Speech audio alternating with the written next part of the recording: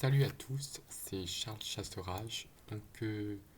Je vous présente ce nouveau point météo pour vous parler de la situation météo prévue pour la journée de samedi. Donc, euh, Nous allons voir qu'est-ce qui va provoquer cette situation météo, qu'est-ce qui se passe au niveau des deux ouragans qui étaient sur l'Atlantique. On va regarder ce qui va se passer ensuite sur notre pays pour la journée de samedi et ensuite je vous présenterai les tendances qui peuvent se suivre de cette situation de samedi qui est assez intéressante quand même pour une petite moitié nord du pays. Je vais commencer par aller sur le modèle sur plutôt windy pour vous montrer l'image satellite actuelle de la situation. Donc euh,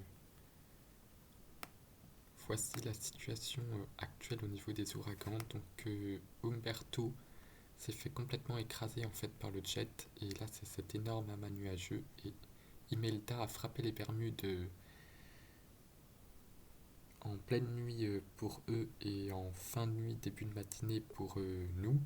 Donc il est ici.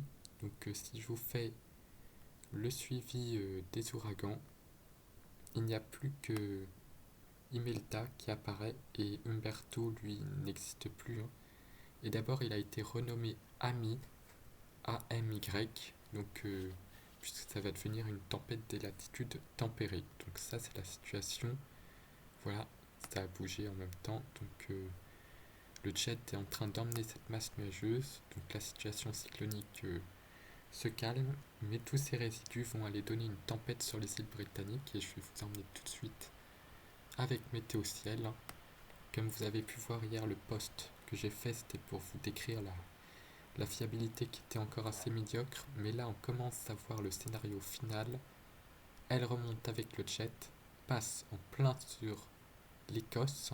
C'est l'Écosse qui devrait prendre et nous on devrait avoir un front froid assez actif quand même avec du vent ici. Là c'est vraiment une belle ligne de grain automnale qui devrait nous concerner et je vais vous prendre le run d'arôme le plus récent. Je vais prendre le 9Z, celui qui va le plus loin. Donc, euh, Voici le run 9Z d'arôme.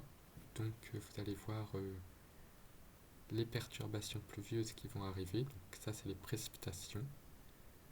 Donc là on a le front chaud qui va passer en fin d'après-midi et soirée de vendredi.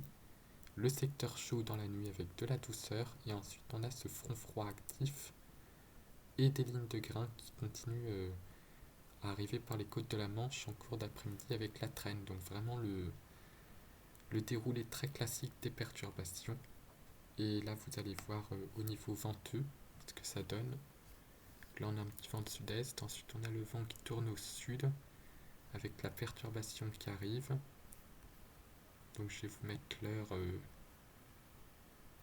Donc voilà le vendredi en fin d'après-midi, plutôt en soirée, le vent de sud se lève. Puis ce vent de sud-ouest va se renforcer jusqu'en milieu de matinée avant une bascule brutale à l'ouest. Donc convergence des vents, on devrait avoir une super ligne de grains.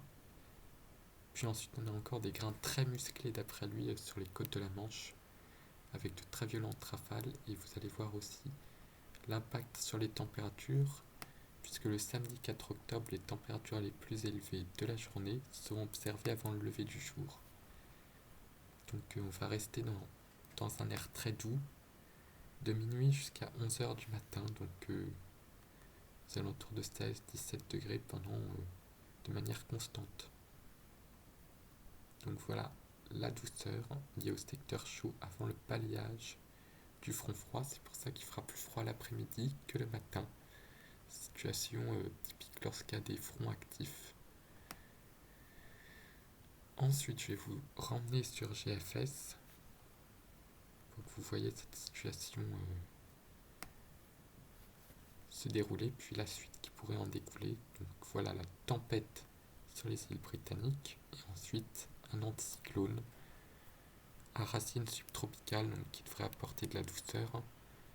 Et ensuite on a d'après lui un flux d'ouest qui pourrait revenir assez mou, apportant de l'humidité, sous forme de grisaille et de petites pluies. Puis là, on a un accord, hein, parce que là, je vais vous prendre CEP, pour que vous voyez que l'accord commence à se faire. Donc là, c'est pareil.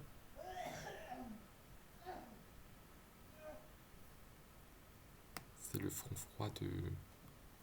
Je vais même vous prendre l'IA, que l'intelligence artificielle y voit la même chose. Voilà, un front qui passera un petit peu plus tôt d'après lui. La situation semble enfin cernée, on devrait s'en sortir avec un petit coup de vent d'automne, comme ça commence souvent lors des mois d'octobre.